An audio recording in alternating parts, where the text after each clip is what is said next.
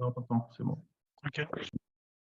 Ok, on va commencer parce qu'on a un programme très chargé aujourd'hui. On en profitera pour récupérer évidemment chemin faisant nos retardataires. Donc, on est déjà très content de l'engouement qu'a suscité le sujet de Air et Industrie avec beaucoup de participation, ou en tout cas d'intérêt de participation. On verra ce que ça donne. En tout cas, aujourd'hui, nous allons nous intéresser à comment est-ce qu'aller au-delà de la réglementation environnementale devient un avantage compétitif, un avantage comparatif. Quelques rappels, le webinaire est enregistré.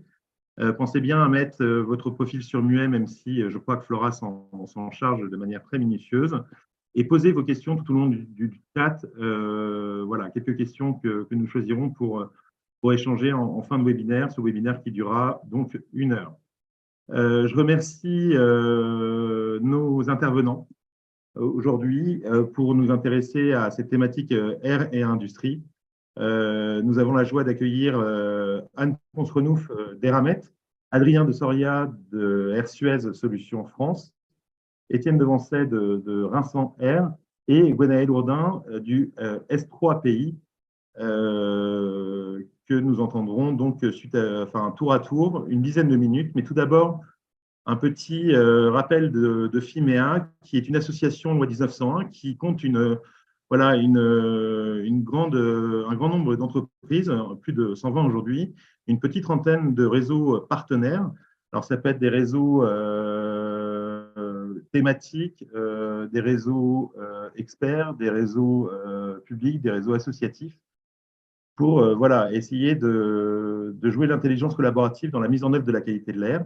On a pu aussi déployer l'association sur 8 territoires et aujourd'hui, on est présent donc avec 8 FIMEA régionales, avec donc cette volonté de faire de la qualité de l'air cette filière d'excellence et d'avenir, au même titre que c'est le cas pour l'énergie, pour l'eau, pour les déchets, avec un outil qui s'appelle Aircosystème, qui permet d'avoir vraiment tous les acteurs de l'air et pas uniquement FIMEA, mais que vous pouvez trouver en fonction de différents filtres que vous appliquerez sur votre territoire, et plus largement avoir un plan de développement économique de la qualité de l'air au niveau français, mais pas que.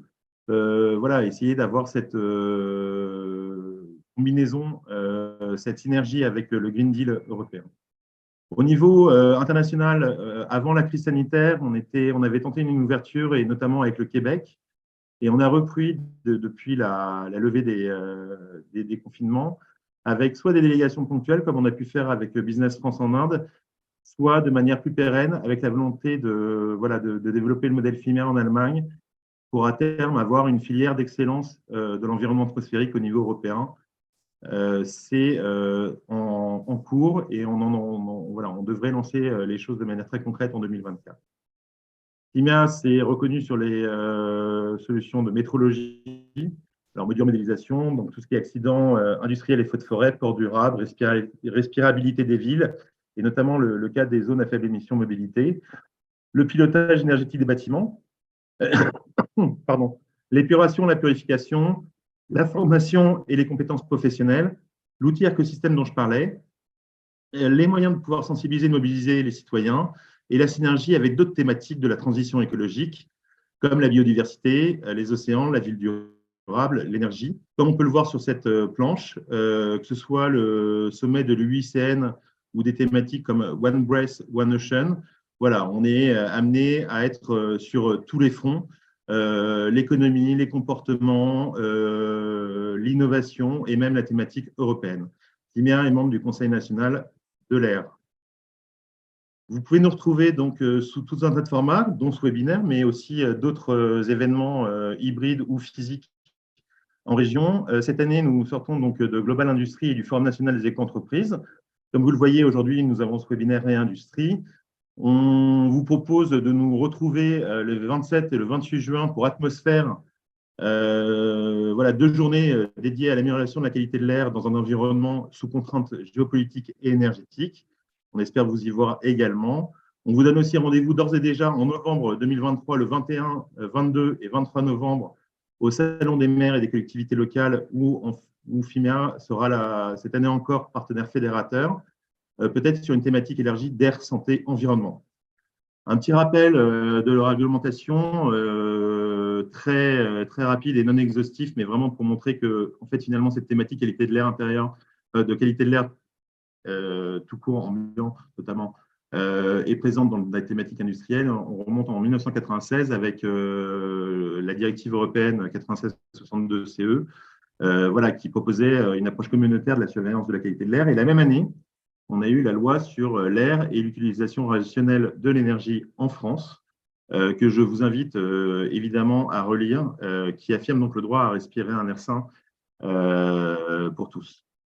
Puis, en 2008, les directives européennes 2008-50-CE et 2004-107-CE qui vont ajouter en fait des caractères peut-être plus restrictifs dans la loi. Et on aurait pu parler aussi des critères nationaux de qualité de l'air définis soit dans le Code de l'environnement, soit dans le décret du 21 octobre 2010 relatif à la qualité de l'air intérieur, soit dans l'arrêté du 16 avril 2021 relatif au dispositif national de surveillance de la qualité de l'air ambiant. J'ajouterai éventuellement, et on ne prend pas le temps de le développer puisqu'on va écouter nos invités, mais évidemment les recommandations de l'OMS. On aurait pu évidemment parler des guides de l'INERIS, des guides du CEREMA. Voilà, tout ça pour dire que déjà, il y a beaucoup de choses à faire. Et on va tout de suite commencer avec Anne Ponsrenouf d'Eramet, que je remercie vivement d'être là aujourd'hui.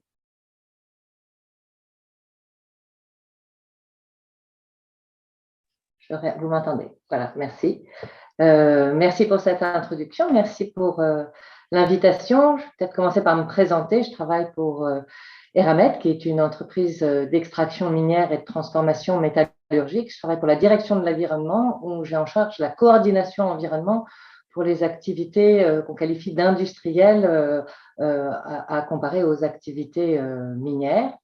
Peut-être pour commencer, la réglementation environnementale, merci d'avoir rappelé en effet ces directives qui touchent la qualité de l'air ambiant, voire de l'air intérieur parfois pour l'industrie. La réglementation environnement qui est très structurante, c'est une directive qu'on appelle directive, qui s'appelle directive émissions industrielles sous l'acronyme souvent évoqué IED pour Industrial Emission Directive, qui par secteur d'activité définit les meilleures techniques disponibles par secteur d'activité et les niveaux d'émissions associés.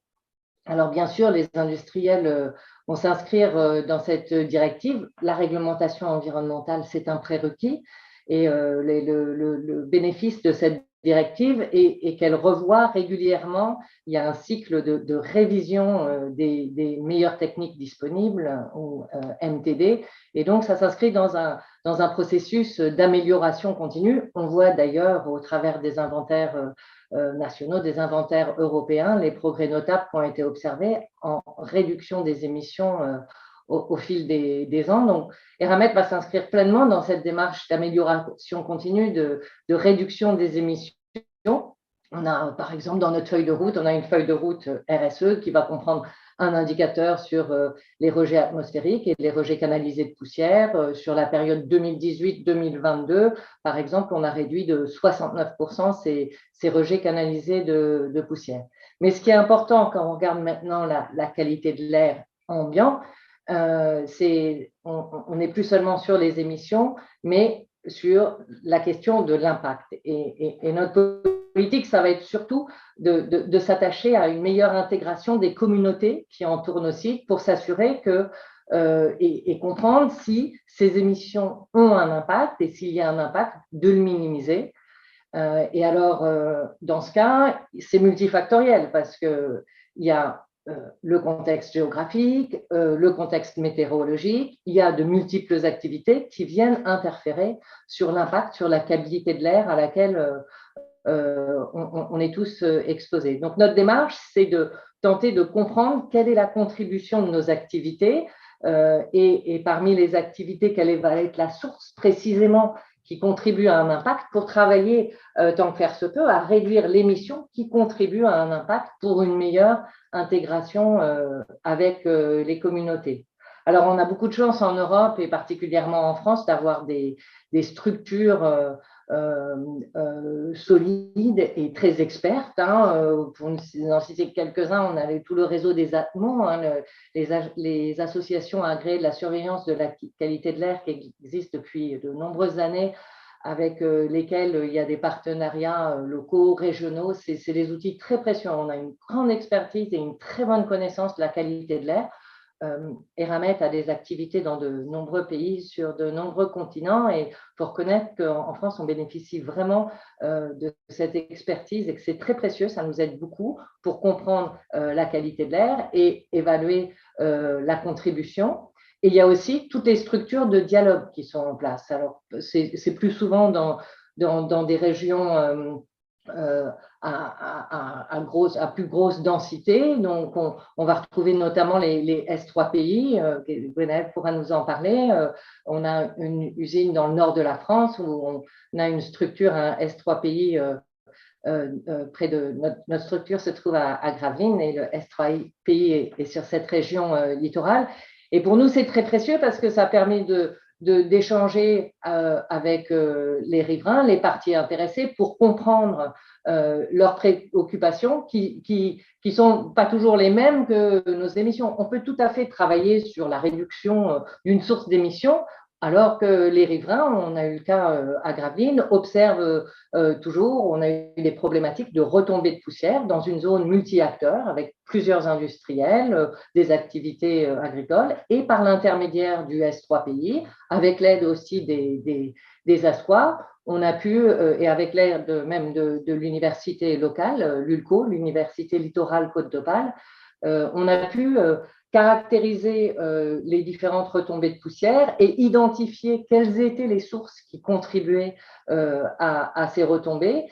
Et pour le cas particulier de cette usine qu'on a à Gravelines, identifier qu'il y avait une source particulière qui était la manutention du laitier granulé qui participait au moment de sa manutention à des réenvols et sous certaines conditions météo à des retombées dans le voisinage. Et grâce à cette mesure mise en place au travers de la structure S3PI, aux instances de dialogue, aux analyses faites, on a pu travailler à des sources, à des actions pour réduire les sources. Donc, la réglementation environnementale, c'est un prérequis. Pour nous, au-delà de ça, il s'agit vraiment de trouver les moyens de s'intégrer au mieux avec les communautés. Et donc, les structures locales, l'expertise des différents réseaux est très précieuse. Voilà ce que je voulais vous notamment en lien avec tout ça, toute la visibilité de l'impact dont vous me parliez, effectivement, il faut que tout ça soit transcrit, perçu, et donc d'un certain point de vue visible. Il y a tout cet enjeu aussi avec les communautés de pouvoir traduire ces efforts en externalités positives, si je peux dire, pour les différentes parties prenantes localement. Merci beaucoup.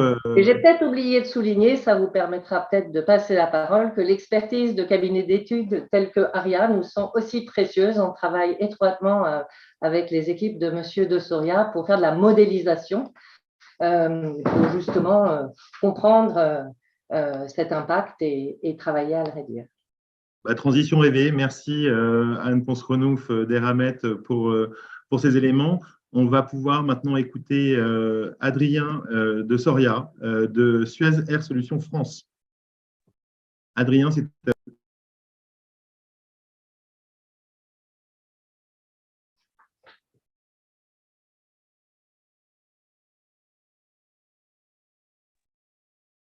Non, il faut mute là, une mute.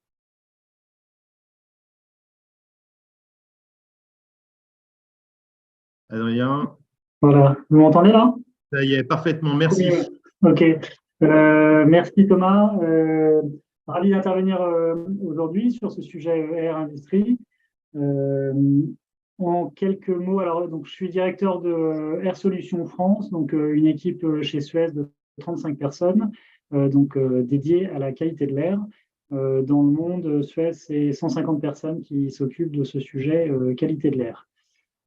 Et en effet, Anne faisait référence aux équipes d'Aria Technologies qui ont rejoint les équipes de Suez il y a à peu près 1 an et demi, qui sont spécialisées dans la modélisation de la dispersion des polluants dans l'atmosphère. Je vais revenir dessus. C'est un des outils en effet qu'on met à disposition de nos partenaires et clients pour mieux comprendre les enjeux de l'air. Alors si on passe à la slide suivante, merci. Donc globalement, je rappelle que Suez a deux métiers cœur, j'allais dire, qui sont l'eau et les déchets. Et je rappelle ça puisque, pour vous dire que historiquement, le groupe Suez a développé une expertise sur la qualité de l'air parce qu'il y avait un enjeu de nuisance olfactive autour des sites industriels qu'on exploitait, que ce soit des stations d'épuration ou des centres d'enfouissement de déchets, par exemple. Donc, aujourd'hui, on voit la qualité de l'air avec les trois enjeux qui sont à l'écran, à la fois un enjeu de santé publique, un enjeu d'attractivité des territoires, un enjeu climat aussi. J'aurai l'occasion de revenir dans les exemples plus tard. Mais historiquement, encore une fois, nous sommes rentrés sur le sujet qualité de l'air via plutôt l'enjeu attractivité des territoires. Si on passe à la slide suivante. Merci. Donc, peut-être déjà le message que je voulais partager avec vous, et le message principal, c'est que notre conviction chez Suez, c'est que la qualité de l'air peut être en effet un enjeu de différenciation clé pour les acteurs industriels. Et je pense qu'on a un beau témoignage d'Eramet sur le sujet. Mais pas seulement, ça peut être aussi un facteur de compétitivité économique, de performance économique, et je vais revenir dessus.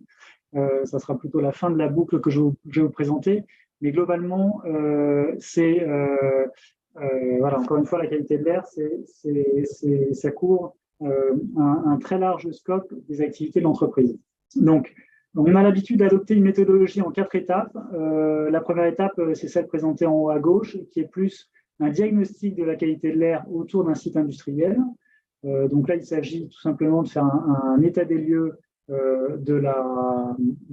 des types de polluants qu'on peut avoir. C'est, je dirais, une photo finalement à un instant T de la qualité de l'air ou des éventuelles nuisances olfactives autour d'un site. Mais c'est un point extrêmement important. Ça permet notamment, idéalement, on va jusqu'à la caractérisation du type de pollution qu'on peut retrouver. Voilà, ça permet de savoir exactement, après d'orienter toute la chaîne de surveillance et de traitement. C'est absolument clé d'avoir un bon diagnostic. La deuxième étape, c'est tout ce qui relève de la surveillance et de la mesure. Donc là, on va plutôt être sur des outils de surveillance en continu.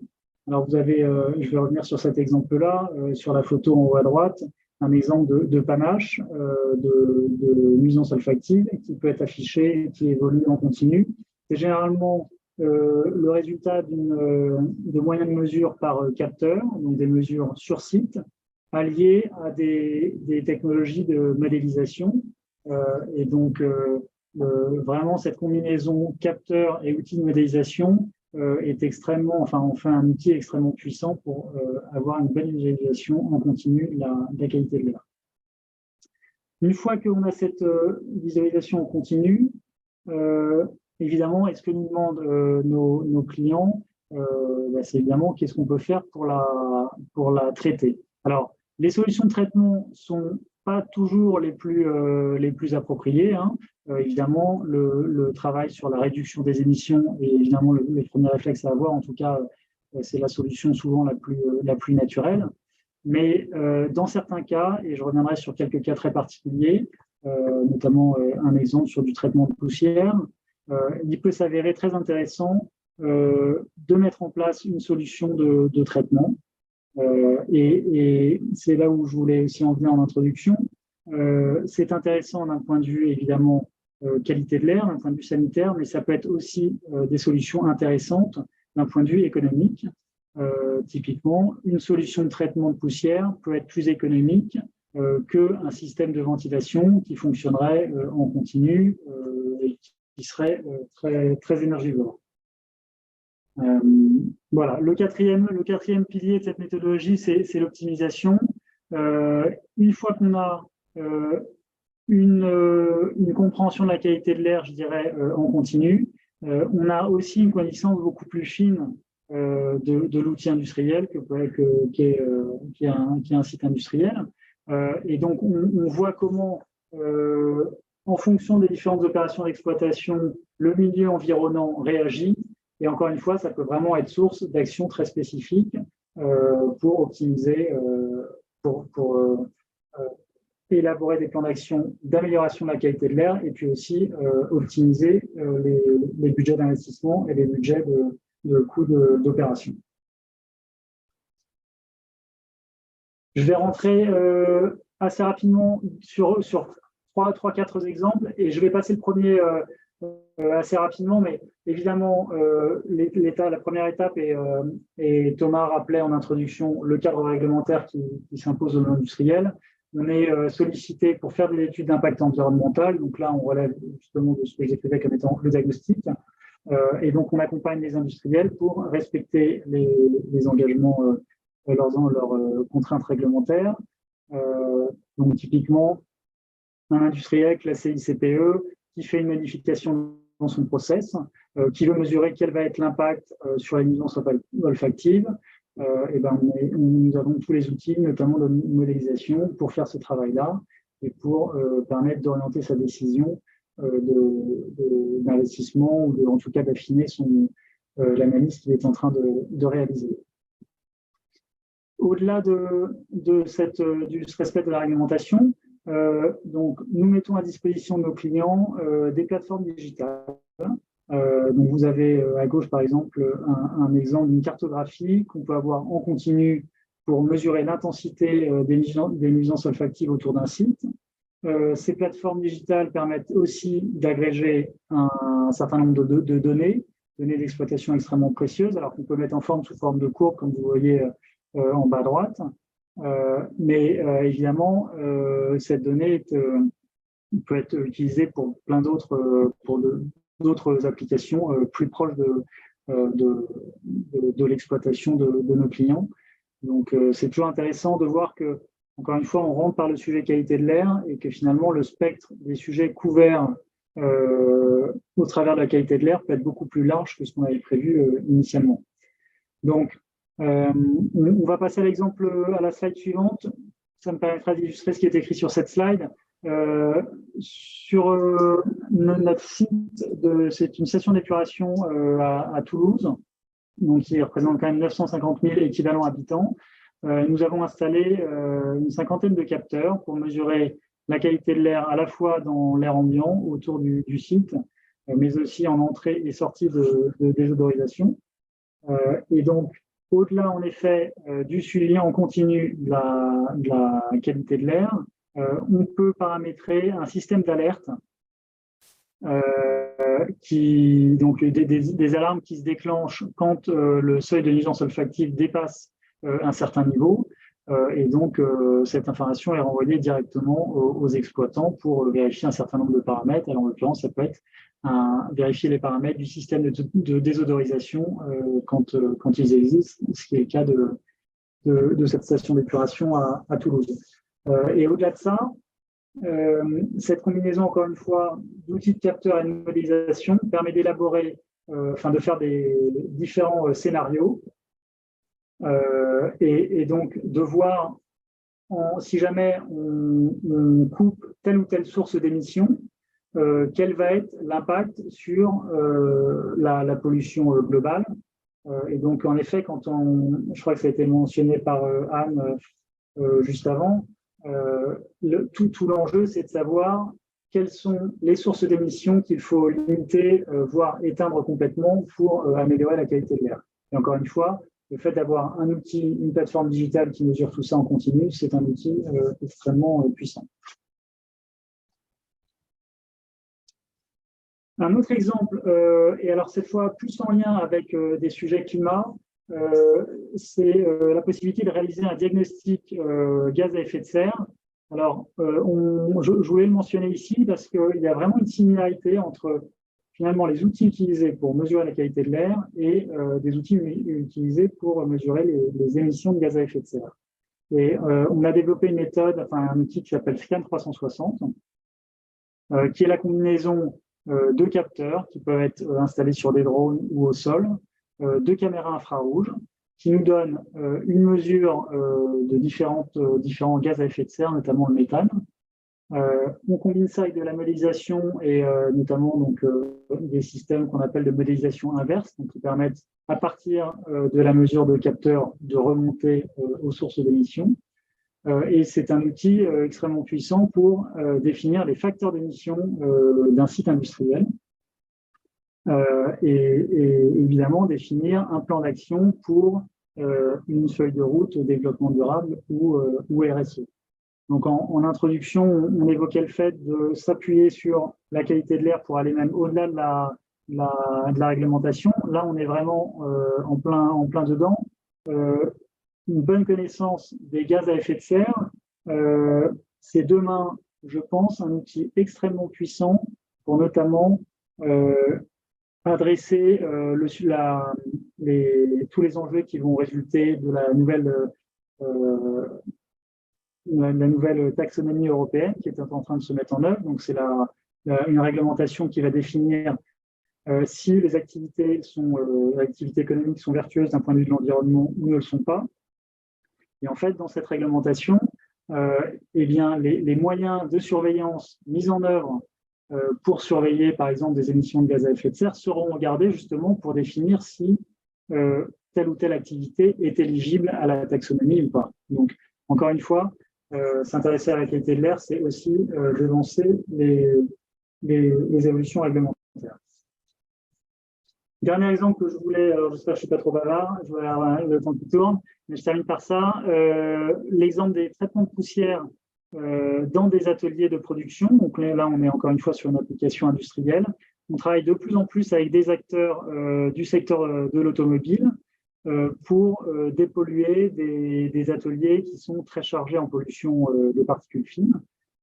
Et c'est très intéressant de remarquer que, outre évidemment l'enjeu sanitaire qu'il y a derrière, c'est aussi un enjeu économique puisque le client, en l'occurrence, qui s'est retourné vers notre solution, s'est retourné spontanément sur cette solution de traitement pour, en plus encore une fois de traiter l'enjeu de qualité sanitaire, diminuer des coûts liés au fonctionnement des systèmes de ventilation qui sont évidemment très énergivores. Et donc voilà, là en l'occurrence, le système hyper dont on parle, c'est un système de filtre électrostatique par ionisation positive qui est extrêmement peu consommateur d'énergie. Donc, encore une fois, ça peut être une excellente solution dans des atmosphères très, très polluées. Voilà, je m'arrête là et à disposition pour répondre à des questions, s'il y en a. Parfaitement clair. Merci beaucoup. Non, les questions, on va les prendre dans le chat et à la fin, s'il nous reste évidemment du temps, on les prendra et on les adressera au panel. Merci beaucoup pour cette présentation tout à fait instructive et cette vue complète sur la qualité de l'air. On va passer maintenant aussi à la mise en œuvre aussi par des bureaux d'études experts en qualité de l'air, des différentes dimensions qu'on a pu évoquer, comment ça se passe concrètement sur le terrain. Et on passe la parole à Étienne Devancé, donc, qui dirige Reims en Air pour 10 minutes. Bonjour. Bonjour, Étienne Devancé, donc comme l'a dit Thomas. Peut-être on va passer tout de suite à Diapo. Je suis dirigeant de Reims en Air, président de FIMIA.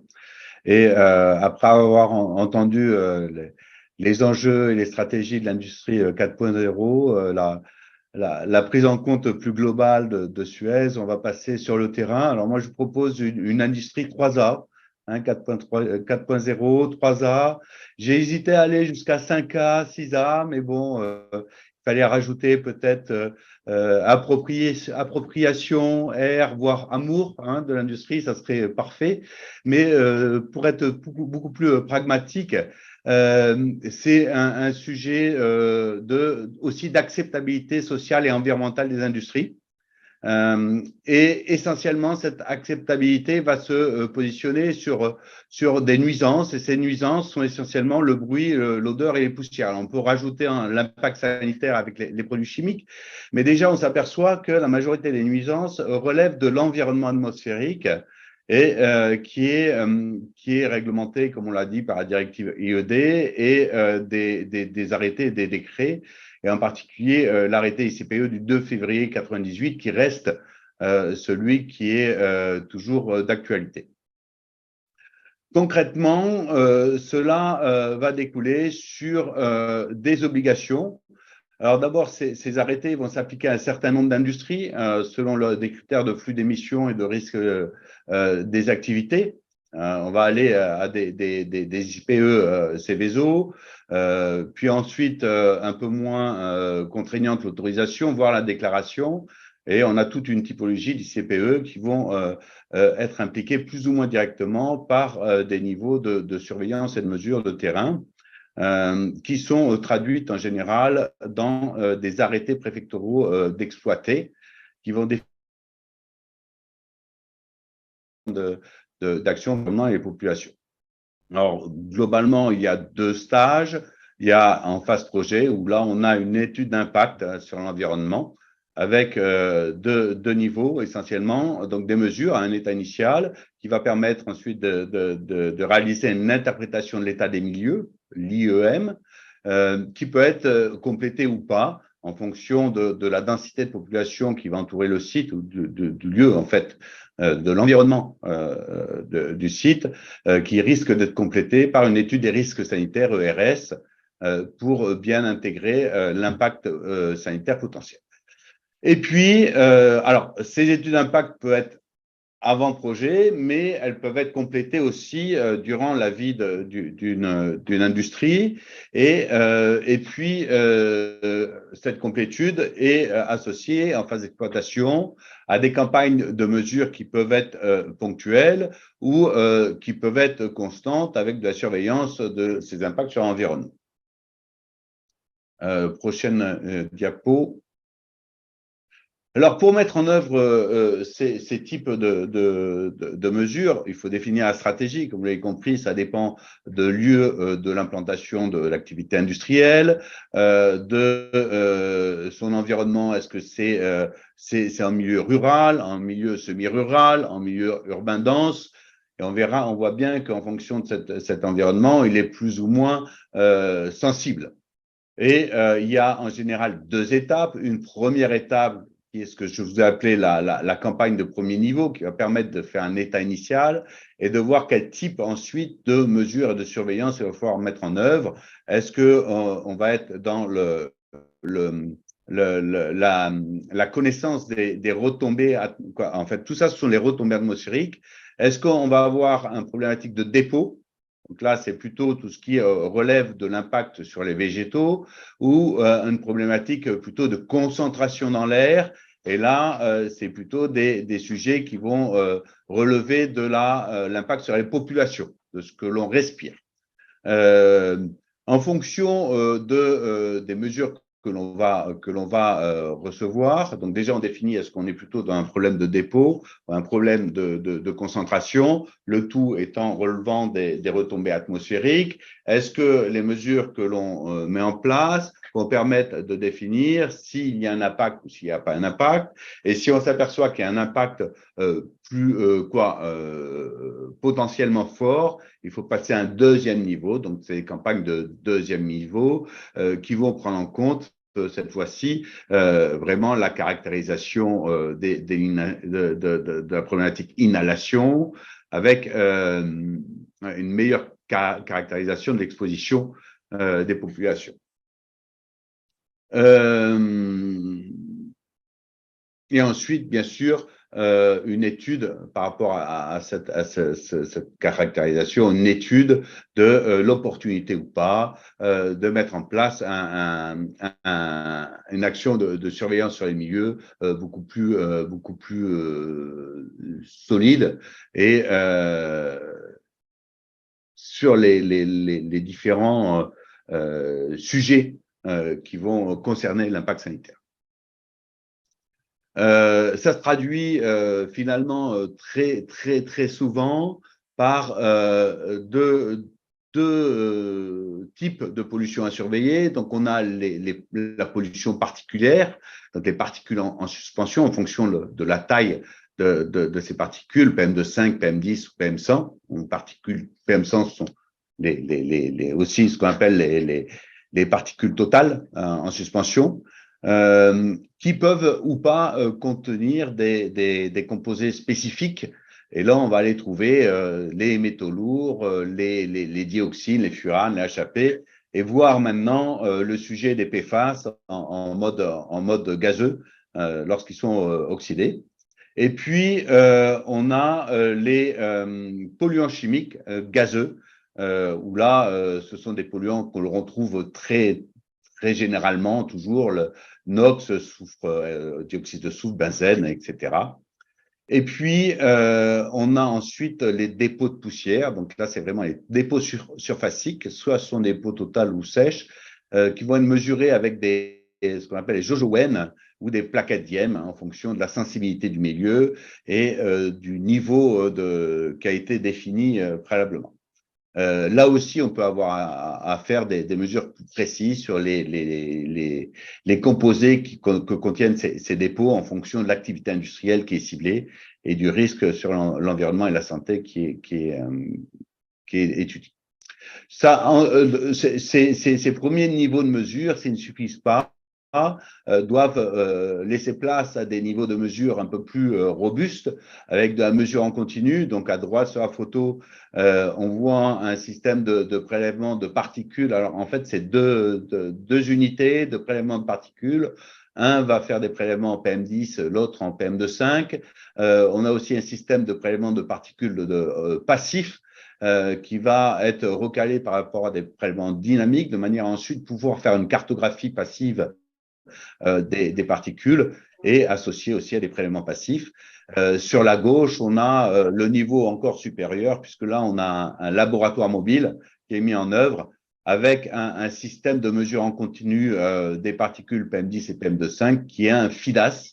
Je ne sais plus quel nom d'ailleurs, mais qui est en fait la mesure réglementaire des particules qui est utilisée en particulier par les réseaux de surveillance. Et nous, on vient par rapport à l'expertise au sujet des réseaux de surveillance, en complément de leurs approches pour pouvoir déjà rajouter de la main-d'œuvre. Hein. On est des artisans de la mesure, des bons artisans de la mesure, et voilà, qui va arriver pour complémenter de façon qualitative tout cet environnement. Alors, accélérer un petit peu. Alors, rapidement, l'autre niveau, en effet, de documentation des nuisances, après les poussières, c'est les odeurs. Et là, deux approches métrologiques pour les odeurs. Soit il y a des intensités d'odeurs par jury-nez dans l'environnement. Et ça, c'est des approches qui sont de plus en plus réalisées dans le cadre de la mise en œuvre d'unités de méthanisation. Et là, on est vraiment dans l'acceptabilité. Ça répond d'ailleurs aux arrêtés de juillet 2021, qui est en fait à partir d'un groupe de personnes qui a été formé à la reconnaissance de l'intensité des odeurs dans l'environnement pour cartographier ces odeurs, les odeurs potentielles d'un site. Alors, quand il n'existe pas, c'est un état initial. Quand il existe, c'est vraiment regarder quel est l'impact. Et ce suivi régulier d'odeurs avec un JNE permet d'évaluer le niveau de variabilité de l'intensité de ces nuisances potentielles. Le deuxième approche de mesure sont des mesures de flux d'odeur à la source, selon la norme NFEN 13725, où là, on va mettre en place une stratégie de prélèvement surfacique, alors, en différents types de surfaces, différents types de méthodologies de mesure avec des hôtes. Là, c'est un système de mesure qui va être sur un lagunage, et à l'intérieur, on va avoir un caisson aspirateur qui va aspirer par dépression de manière à ne pas contaminer les odeurs. Et cela est ensuite envoyé en laboratoire d'analyse olfactométrique. Alors, cela permet de réaliser, dans le cadre des études d'impact, en particulier des modélisations de la dispersion des odeurs et de répondre à la réglementation associée aux nuisances olfactives des ICPE. Cette approche d'expertise météorologique s'intègre dans une approche plus globale de la qualité de l'air déclinée dans tous les verticaux que l'on va pouvoir retrouver, que ce soit les sujets d'aménagement urbain et routier, les sujets d'impact des chantiers ou des carrières, puisque là on a aussi des sujets de poussière, la problématique de la mobilité, air et mobilité, la problématique du bâtiment, air et bâtiment, et enfin, bien sûr, essayer de faire transmettre tout ce savoir-faire, mais aussi former les gens sur place pour essayer de les accompagner dans la prise en compte de l'évaluation de l'impact environnemental des activités industrielles ou autres. Voilà, merci. Très bonne nouvelle, déjà nous avons des professionnels pour accompagner justement ces politiques. Voilà, donc on s'en réjouit. Merci Étienne Devancey. On va passer à Gwenaëlle Hourdin du S3PI, du secrétariat permanent pour la prévention des pollutions industrielles, PACA. Gwenaëlle, c'est à vous pour 10 minutes. Merci beaucoup. Bonjour à tous. Merci bien Thomas et Étienne pour cette invitation. Donc déjà, moi, je vais faire peut-être un petit pas de côté, c'est-à-dire que là, c'est même plus la réglementation qui impose d'aller au-delà pour faire un avantage économique, mais ce sont bien les citoyens. Thomas, je te laisse avancer. Donc, tout d'abord, qu'est-ce que le SPI? Le SPI PACA, c'est une instance de concertation sur l'environnement, le risque et l'industrie. Anne, tout à l'heure, parlait des SPI, et en fait, nous, on est le premier de France, et aussi, on est un peu particulier parce qu'on est associatif. Et donc, on a une gouvernance partagée à 5, à l'image du Grenelle, alors que tous les autres SPI sont portés par l'État. Nous, on a fait une petite crise de la quarantaine. Voilà, donc pour vous rappeler où est-ce que nous sommes, donc particulièrement centré sur le pourtour des Tendberg. Thomas, s'il te plaît. Donc là, on a, vous le voyez, hein, les Tendberg, vous le voyez au milieu, à gauche c'est la Camargue, à droite c'est Marseille et Aix, c'est au-dessus.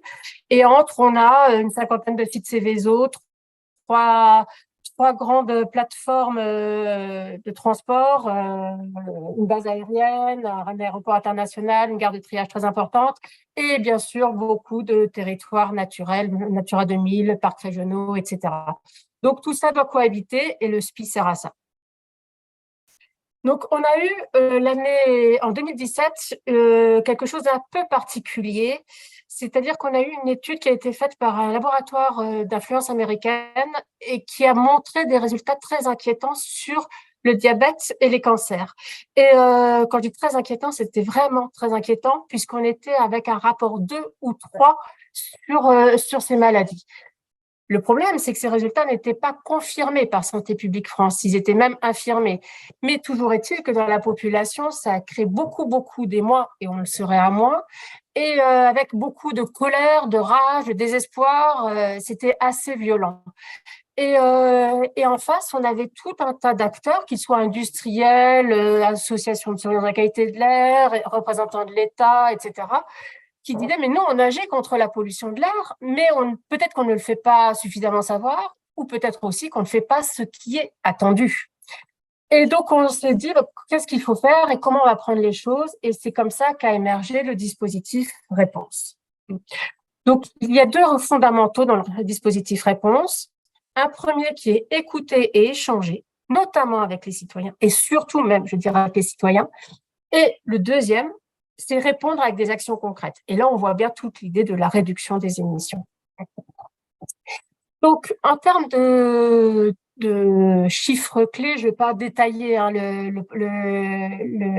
la démarche et tout ça, parce que en fait, on pourrait y passer une demi-journée, donc vous comprendrez bien, je vais écourter, mais vous avez tous sur dispositif-réponse.org.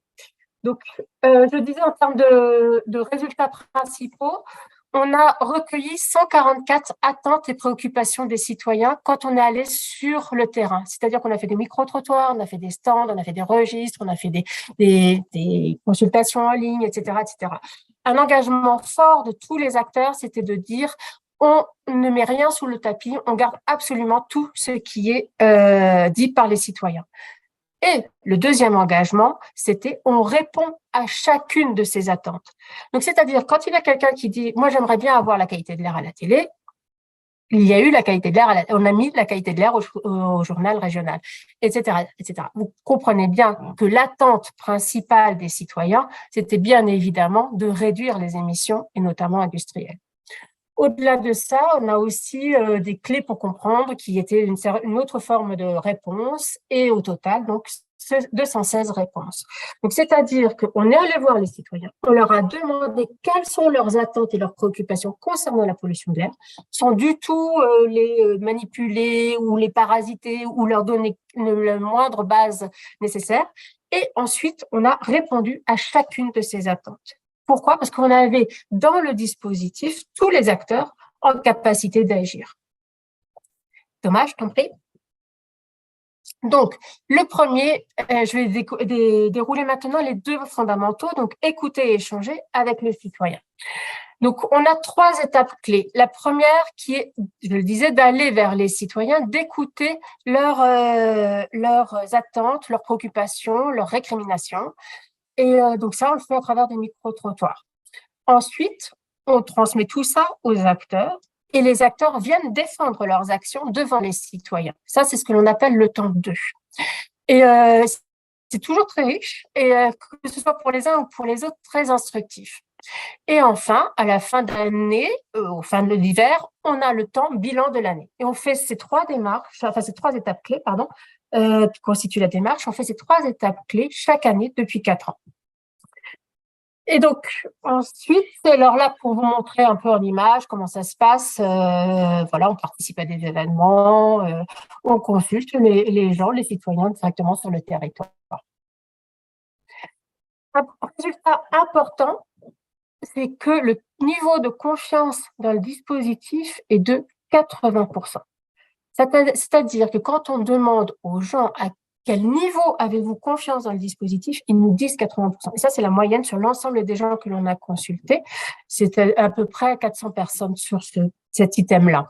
Et pour nous, c'est vraiment un très grand résultat, très encourageant aussi. Il y a beaucoup de gens qui seraient ravis d'avoir le même. Et on l'a confirmé de plusieurs méthodes et on tombe toujours sur ce résultat-là.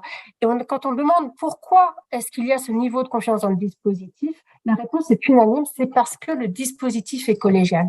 C'est parce que tous les acteurs sont engagés dans la démarche. Donc, autrement dit, c'est ce qu'on peut faire de mieux et en même temps, il y a suffisamment de pouvoir et contre-pouvoir en interne pour que ça s'exerce correctement. Le point plus négatif, le deuxième grand résultat, mais qui est un point plus négatif, c'est la notoriété. Quand on interroge les gens dans la rue, on en a 1 sur 10 qui dit connaître le dispositif réponse. Pourtant, le dispositif de communication, il est juste monstrueux. Pour vous donner une idée, tous les industriels nous relayent, alors pas systématiquement, mais ils nous relayent tous sur leurs grandes plateformes, donc touchant des milliers de salariés, les communes aussi, etc., etc.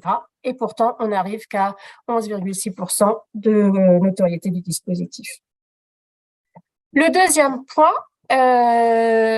c'est répondre avec des actions concrètes. Et là, on est totalement dans la thématique d'aujourd'hui.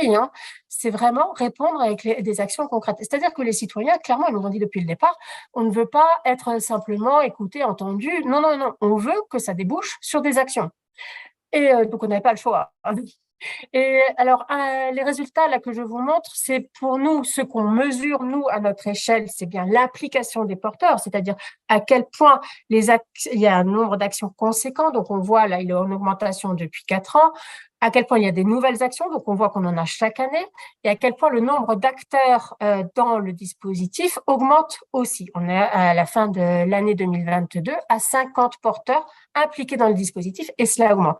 Ça veut dire qu'on a vraiment une dynamique de territoire qui implique de plus en plus d'acteurs en capacité d'agir contre la pollution de l'air. Et donc ça, c'est ce que l'on peut mesurer, nous, sur l'orchestration, je dirais, du dispositif. Maintenant, évidemment, chacun des porteurs, chacun qui a une action, va mettre sur sa fiche que vous trouverez sur dispositif-réponse.org, il va inscrire sur sa fiche l'avancement à pas de temps régulièrement dans l'année, plusieurs fois, pour dire comment il avance. Et ça, c'est quelque chose qui est très surveillé, notamment par les associations. Donc, je vous donne quelques exemples d'actions. Je ne vais évidemment pas détailler les 147, mais il y a des grandes actions emblématiques qui sont mises en place depuis plusieurs années. Un arrêté COV qui est spécifique au territoire de l'étang de Berre, qui concerne les composés organiques volatiles. Une plateforme d'information, Allo Industrie. Un observatoire des cancers qui était réclamé depuis des décennies et qui enfin émerge un petit peu. Mais c'est toujours très long. Une réduction des émissions à la torche qui a été faite de façon volontaire par certains industriels parce qu'ils ont bien senti qu'il fallait justement montrer, faire preuve, donner des preuves pour semer la confiance. Et puis aussi des actions qui concernent plus les collectivités, comme favoriser les espaces piétons en ville ou la mobilité douce.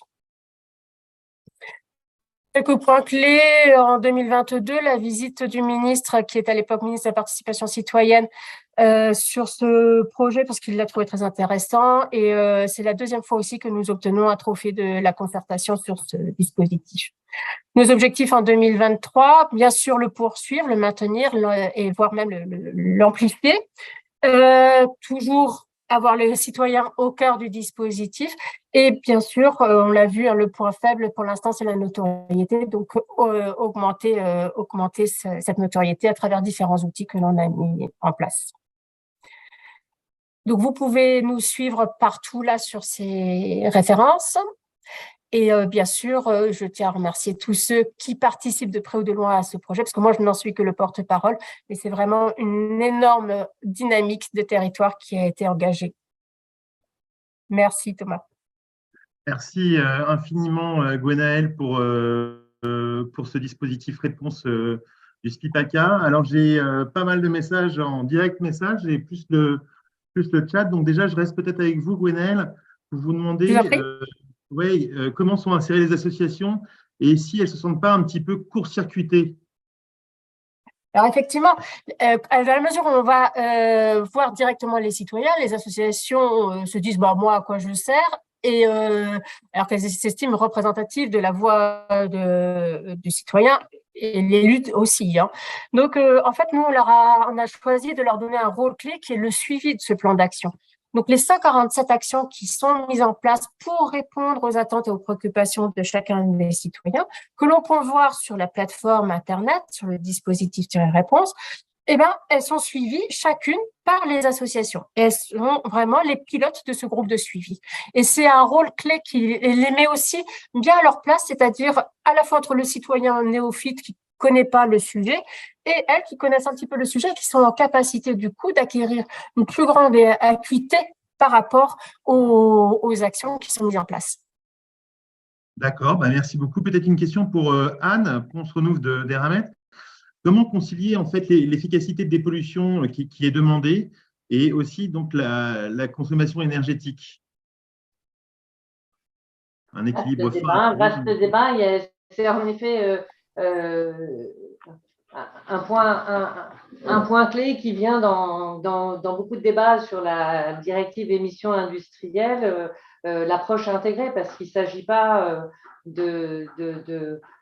d'avoir un outil de dépollution qui va détériorer le bilan énergétique, voire transférer un problème atmosphérique sur un problème de consommation d'eau. Donc, c'est un équilibre à chaque fois et c'est une analyse à faire à chaque fois de comprendre l'impact ou les co-effets d'une action retenue sur les autres domaines pour s'assurer que c'est la meilleure option qui est retenue. Et ce qui était souligné par Adrien de chercher à éliminer à la source, ça va toujours être ce qui va être retenu ou chercher à être développé au plus tôt en évitant forcément on s'affranchit de ces problèmes. Mais c'est un challenge. On a d'ailleurs au niveau de FIMEA et de la qualité de l'air intérieur, là pour le coup, cet équilibre aussi assez ténu à trouver entre consommation énergétique et air respirable, air potable, donc toute la dimension sanitaire à l'intérieur du bâti. Donc effectivement, c'est toujours un arbitrage à trouver avec ces deux dimensions-là. Une question que je prends dans le chat pour Adrien de Soria de Suez. Merci beaucoup, Anne Ponce-Renouf, pour votre réponse. Adrien de Soria, donc une double question, c'est juste une question sur les GES. Est-ce que vous êtes en lien avec le CITEPA? Première question. Et la deuxième, l'actualité nous y poussant, est-ce que vous avez un retour d'expérience sur l'expérimentation menée à la RATP pour le traitement de l'air? Oui, alors sur la première question, le CITEPA, bien sûr qu'on travaille avec le CITEPA, qui est un partenaire de longue date, je dirais à la fois de Suez et de Aria Technologies. Donc, nous sommes en contact et on a eu des projets historiquement en commun sur des projets d'inventaire d'émissions. Donc, évidemment, on suit de près les travaux du CITEPA.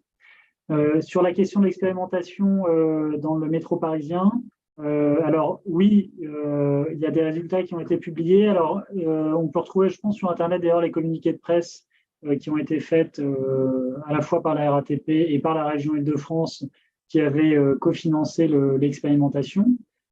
D'ailleurs, je rappelle qu'il y a eu plusieurs systèmes de traitement qui ont été testés, hein, celui de Suez étant une des solutions testées. Et globalement, les systèmes de traitement ont bien fonctionné. Les résultats sont très positifs, les taux d'abattement étaient significatifs. Ça a aussi permis alors nous, on avait installé un filtre électrostatique, hein, d'ailleurs celui que je vous ai montré qu'on est en train de déployer aujourd'hui sur d'autres usages, notamment industriels, notamment aussi dans des parkings, dans des gymnases par exemple, qui seraient mal ventilés. Donc encore une fois, c'est ce genre d'expérimentation cofinancée par des acteurs publics. Nous, on estime que c'est extrêmement riche.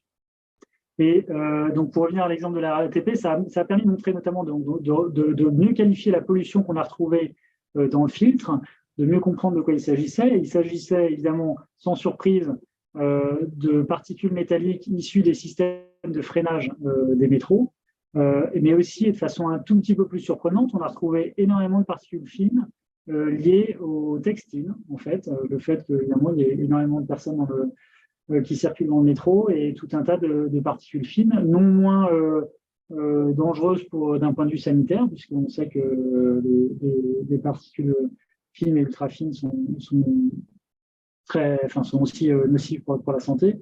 Donc voilà, donc ça nous a permis une meilleure compréhension de la nature de la pollution.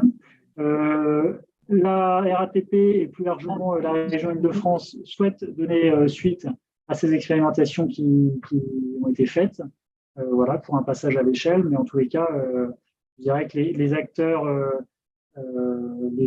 industriels, en tout cas Suez, on est vraiment prêt pour un passage à l'échelle. On a pas de doute sur le fait cette question de passage à l'échelle là pour des solutions robustes à pouvoir appliquer, à échelle nationale, même à échelle peut-être continentale. Donc merci beaucoup Adrien de Soria pour cette précision. Et une dernière question peut-être pour Étienne Devancet, une question qui est adressée à FIMEA mais qui est adressée aux professionnels finalement. Est-ce qu'il y a des collaborations, une réflexion transversale avec plusieurs entreprises pour imaginer des solutions optimisées de remédiation combinée avec plusieurs process? En gros, est-ce que vous êtes amené à travailler avec d'autres experts de la qualité de l'air pour pouvoir répondre justement à des cas qui dépassent votre seule expertise? Oui, bien sûr. D'ailleurs, c'est même l'esprit de FIMEA et d'Ercosystème. C'est comment, en fait, on rentre dans les logiques de coopération, de collaboration dynamique. Chacun a une expertise à amener et même si on pense qu'on peut être concurrent parfois sur un sujet, c'est très facile d'être aussi membre d'un même groupement. On travaille très bien, par exemple, je donnerai juste l'exemple de l'appel d'offres Solideo sur les solutions d'épuration de la qualité de l'air extérieur. Il y a 3 ou 4 expérimentations. Non, il y a 5 expérimentations. Toutes les 5 sont portées par des entreprises de FIMEA. Il y a 2 ou 3 expérimentations de Suez. Il y a Aérophile qui a une expérimentation. Et puis, il y a Terrao qui a une expérimentation. On travaille avec Terrao, avec Antea, qui est d'ailleurs présente, bonjour Pascal, et avec Récent Air pour qualifier leur système. Donc, on voit bien que on a, en fonction des sujets, on a besoin de coopération, on a besoin de ressources supplémentaires, on a parfois, on peut travailler tout seul, parfois seul, ça suffit pas. Et nous, en tant que FIMEA est constitué de beaucoup de petites entreprises. À un moment donné, les petites entreprises n'ont pas forcément la capacité suffisante pour répondre à des sollicitations qui sont un peu plus importantes. Et donc, forcément, en bonne intelligence, on peut se regrouper pour avancer, apporter des solutions intégrées, soit sectorielles, soit sur toute la chaîne. Donc, on a vocation, bien sûr, à aller dans ce sens-là. Donc, c'est une réponse positive à la question posée. Il est déjà 16 heures, malheureusement. Donc, je vous invite à connecter les personnes qui vous intéressent sur LinkedIn, puisqu'en fait, on a bénéficié de cet outil professionnel pour avancer sur ces sujets. Si vous voulez plus d'informations, vous avez l'adresse contact@fimea.fr. Il me reste à remercier très chaudement nos intervenants, Anne Ponce-Renouf, d'Eramet, Gwenaël Ourdin du SPIPACA, Étienne Devancet de Récent Air et Adrien de Soria de Suez Air Solutions France. On vous dit à bientôt sur des sujets soit qualité de l'air intérieur, soit de qualité de l'air extérieur, peut-être même thématique avec la santé, le sport, les JO. On se revoit très bientôt. Merci beaucoup.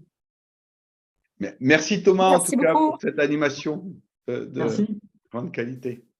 Merci à tous.